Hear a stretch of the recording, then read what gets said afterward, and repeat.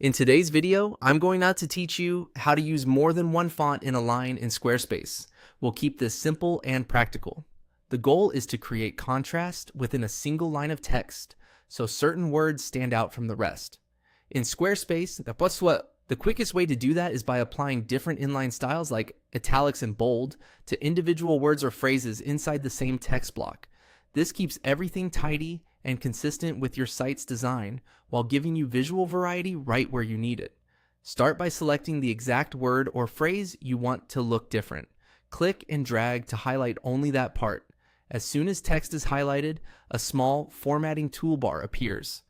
Click the italic icon, the slanted I. That change applies only to the selection, not the whole line.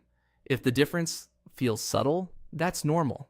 The look of italics, how angled or delicate they appear, comes from your site's current font settings. Some fonts show a dramatic italic, others are more understated, but the emphasis will still be there.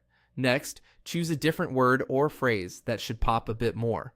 Highlight that section, then click the bold icon, the letter B, on the same toolbar. Bold adds weight and makes the selected text stand out immediately. Use it for keywords, short calls to action, or anything you want the eye to land on first. If you change your mind, just highlight the text again and click the same icon to toggle it off or use undo.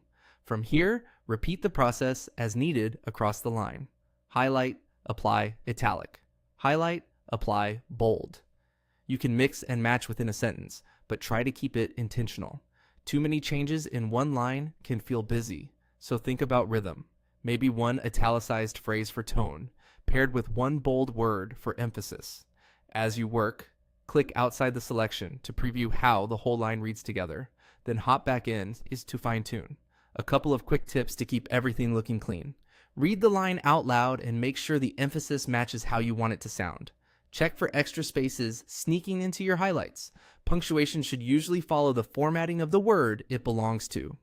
And if something looks off on desktop, take a quick glance on mobile. Bold and italic scale nicely, but it's always good to confirm readability. This method changes styling, not the underlying typeface. If you ever need entirely different typefaces in one line, that involves more advanced design choices. For a fast, reliable result, highlight, italicize, bold, where it counts, and repeat until your message reads exactly the way you want.